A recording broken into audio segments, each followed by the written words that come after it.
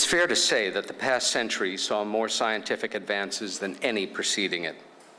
But to my way of thinking, its most important single unified body of scientific knowledge remains its most controversial. The common functioning principle uniting this science, which its founder, Dr. Wilhelm Reich, named orgonomy, is the study of how energy functions in the living and non-living realms. Orgonomy offers groundbreaking applications in fields as diverse as biology, psychology, meteorology, cancer research, sociology, human sexuality, child rearing, political science, and ufology, among other areas of study. But some of its key findings challenge the basic precepts of the physical laws that our existing scientific order and the folks in the community are built on. While its bioenergetically based critique of mystical and mechanical thinking seriously challenged the beliefs of millions of people.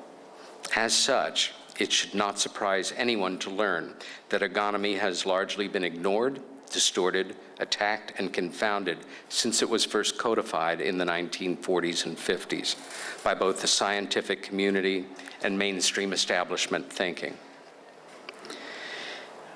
In fact, the perceived threat it represented specifically to the small-minded bureaucrats who then ran the American Federal Drug Administration during the Eisenhower administration in the 1950s was so pronounced that they ultimately found a way to ban his work and burn more than 8 tons of his original first edition hardcover books, monographs, and other original literature, consigned as they were to government incinerators, one of the darkest chapters in my country's history, I'm sorry to say.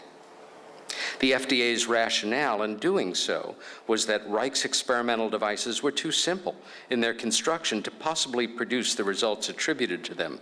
Therefore, he had to be a medical fraud. This, to the best of our knowledge, without a single recorded complaint ever having been levied against Reich or recorded by the FDA, or the FDA's ever having once attempted to replicate a single one of his published experiments, things you don't need to be a scientist to be able to do. In some cases, I've done them. Again, the prevailing thinking was, why bother?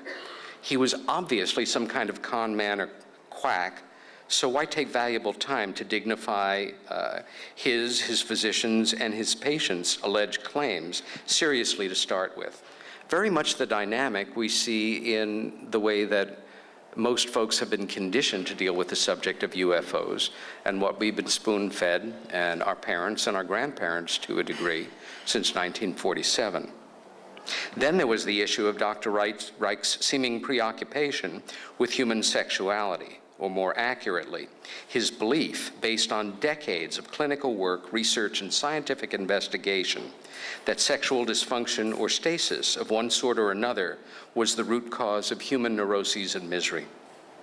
By extension, he also made a brilliant case that fascism, be it what he termed red fascism as practiced in Stalinist Russia, or black fascism, as it came to be practiced in Nazi Germany, was not so much an ideology or action of a single ethnic or political group, but, to quote him, an expression of the irrational character structure of the average human being whose primary biological needs have been suppressed for thousands of years. Indeed, every form of organized mysticism, including fascism, relies on the unsatisfied sexual longing of the masses. Such scientifically established findings on the socio-political nature of man would go on to estrange millions of people from looking at his work seriously.